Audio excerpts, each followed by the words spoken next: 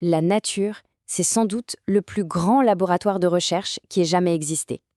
Et si les solutions à nos problèmes les plus complexes se trouvaient déjà là, juste sous nos yeux, perfectionnées par des milliards d'années d'évolution? On commence à peine à décrypter ce langage. Prenez ce papillon, le morpho. Absolument magnifique. Son bleu est si intense, si vibrant, qu'on peut le voir à des centaines de mètres. C'est un signal visuel d'une puissance incroyable. Mais ce bleu, il cache un secret. Ce n'est pas du tout ce qu'on imagine. En fait, ce bleu n'est pas créé par un pigment. C'est une illusion. C'est presque un tour de magie que l'aile du papillon joue avec la lumière elle-même. Alors, comment ça marche? Plongeons dans cette illusion pour révéler le secret qui se cache derrière la couleur de ce papillon. Bon, pour bien comprendre, il faut voir qu'il y a en gros deux types de couleurs. D'un côté, la couleur pigmentaire, celle qu'on connaît tous, c'est de la chimie. Un pigment vert, par exemple, absorbe certaines longueurs d'onde de la lumière et réfléchit le vert. Mais la couleur structurelle, elle, est purement physique. Ça n'a rien à voir avec l'absorption. Tout est question de la manière dont une surface va manipuler, va sculpter la lumière. Et si on regarde au microscope une aile de morpho, on découvre le secret. Elle est recouverte de nanostructures incroyablement complexes qui ressemblent à des tout petits sapins de Noël. Ces structures sont si petites qu'elles interagissent avec les ondes de la lumière. Elles les diffusent d'une manière très précise pour annuler toutes les couleurs sauf le bleu. Et cette analogie explique ça parfaitement. Si on prend de la peinture et qu'on la réduit en poudre, elle reste colorée. Mais si on broyait l'aile du papillon, eh bien toute la magie disparaîtrait. On obtiendrait juste une poudre grise. Pourquoi? Parce que la couleur ne vient pas de la matière, mais de la forme, de l'architecture microscopique. Et cette architecture, on l'aurait détruite. Cette idée que la structure elle-même peut créer une fonction, ça nous ouvre les portes d'un domaine beaucoup plus vaste, le biomimétisme. L'idée, c'est de voir la nature comme le plus grand laboratoire de recherche et développement qui ait jamais existé. Alors le biomimétisme, son nom vient du grec bios, la vie, et mimésis, l'imitation. C'est une discipline qui cherche à apprendre de la nature et à l'imiter. Mais attention, il ne s'agit pas juste de copier des formes. Non, le but, c'est de comprendre les principes, les stratégies qui rendent les systèmes naturels si efficaces et si résilients. Et pour innover en s'inspirant de la nature, il y a deux grandes approches. Soit on part d'un problème concret, par exemple, comment rendre un train moins bruyant, et on va chercher dans la nature qui a déjà résolu ce genre de défi. Soit, à l'inverse, on fait une observation fascinante, comme une feuille qui ne se salit jamais, et on se demande, tiens, à quel problème humain est-ce que ça pourrait répondre? L'exemple classique du problème vers la biologie, c'est le train à grande vitesse japonais. À chaque fois qu'il sortait d'un tunnel, il créait un bang sonique énorme à cause de la pression de l'air. Les ingénieurs ont observé le martin-pêcheur, un oiseau qui plonge dans l'eau quasiment sans faire d'éclaboussure. En redessinant le nez du train pour imiter son bec, non seulement ils ont réglé le problème de bruit, mais en plus, le train est devenu plus rapide et plus économe en énergie. Brillant.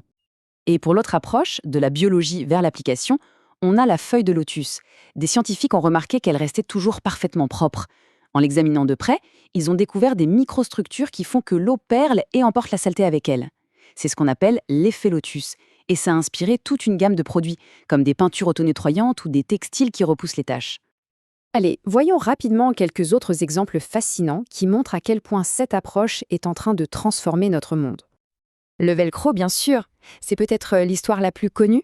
Après une balade, l'ingénieur suisse Georges de Mestral a vu que des graines de bardane étaient accrochées partout sur son pantalon et son chien. Il a regardé ça au microscope, a vu un système tout simple de crochets et de boucles et s'est dit « Tiens, je pourrais reproduire ça ». Celui-ci, il est vraiment bluffant. C'est le centre Eastgate à Harare, au Zimbabwe. Les architectes se sont inspirés des termitières. Ces dernières arrivent à maintenir une température intérieure parfaitement stable, même quand dehors il fait une chaleur torride ou un froid glacial. En imitant ce système de ventilation naturelle et passive, le bâtiment consomme 90% d'énergie en moins pour la climatisation. Incroyable. La peau de requin, on pourrait penser qu'elle est lisse pour mieux glisser dans l'eau, mais en fait, c'est tout le contraire. Elle est recouverte de denticules microscopiques qui canalisent l'eau et réduisent la traînée. En reproduisant cette texture sur des revêtements, par exemple pour les avions, on peut réaliser d'énormes économies de carburant. Le gecko, il défie littéralement la gravité. Sans colle, sans ventouse, comment il fait? Ses pattes sont couvertes de millions de poils microscopiques. Tellement petits qu'il crée une attraction au niveau moléculaire avec la surface, ce qu'on appelle la force de Van der Waals.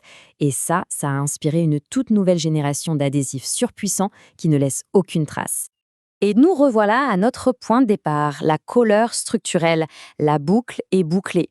Des entreprises comme L'Oréal s'inspirent maintenant des papillons morphos pour créer des cosmétiques qui génèrent des couleurs vives uniquement grâce à des nanostructures, sans le moindre pigment chimique. C'est plus durable, plus performant, une vraie petite révolution dans l'industrie de la beauté. Au fond, tous ces exemples nous révèlent une vérité assez profonde.